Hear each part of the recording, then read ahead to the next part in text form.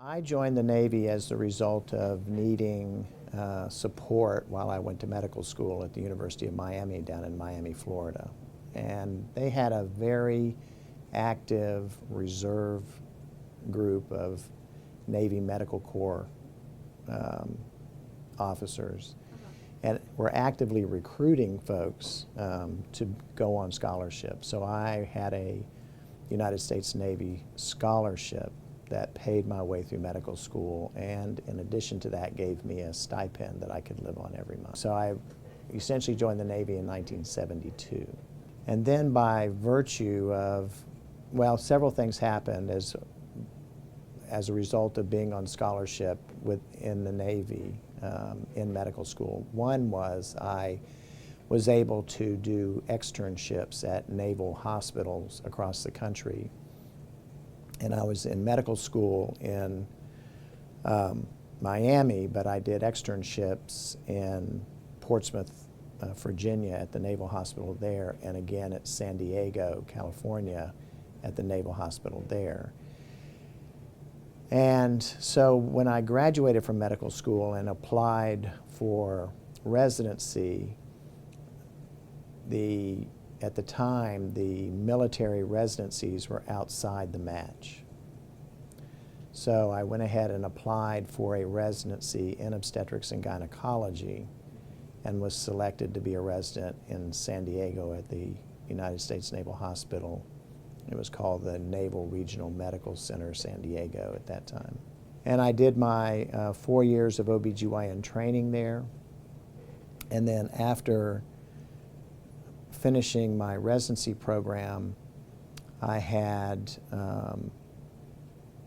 to request a duty station.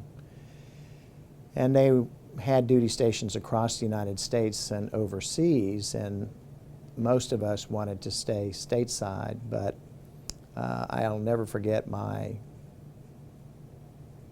detailer, the person that actually selects where you're going to spend the next few years of your life in the military, coming to San Diego and telling me that I was going to Okinawa.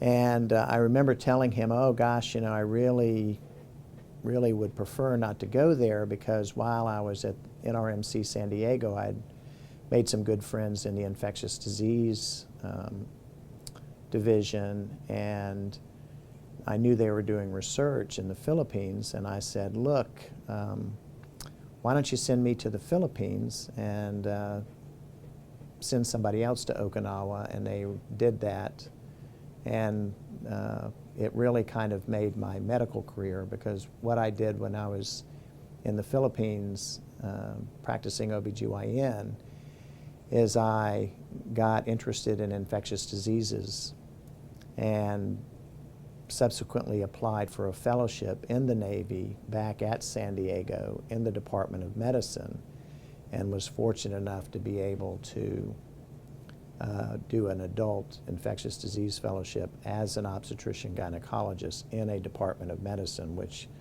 was rarely done back then.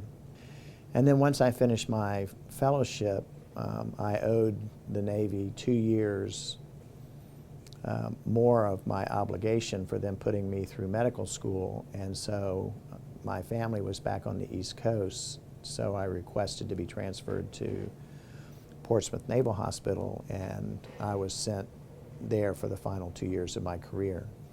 And after Portsmouth, I was recruited to the Medical College of Virginia in Richmond. The highlights of my military career clearly are a residency that was real world, busy, and where there was great camaraderie, where we all relied on each other. And I think that happens in all residencies, but when you're in the military, that's really relevant. And then the fast friends that we made that we're still friends with now, and our kids are still friends with their children. So, I mean, those are the three highlights for being in the military. I think we have a unique respect for those that serve in the military, and a unique appreciation for the sacrifices that they make, because so many of them, particularly in the Navy, have to be deployed on the warships that are out to sea for several months at a time, which takes them away from their family. And I think as a physician in the military, I was able to see that firsthand, in that the spouses, you know, had significant stressors during that period of time. And I still see that today, because we take care of patients here in the Low Country that have husbands who are deployed to Afghanistan or deployed in the Navy, you know, out to sea. And you know, it's disruptive. It impacts everything from just normal family life to planning a pregnancy to celebrating birthdays and everything else. So I think it's even though I don't feel like I deserve any special recognition, I think that those that serve in the military do deserve the recognition that Veterans Day offers them. And it, I think, also helps us be reminded of those that, you know, gave the ultimate sacrifice for the freedoms that we enjoy in this country.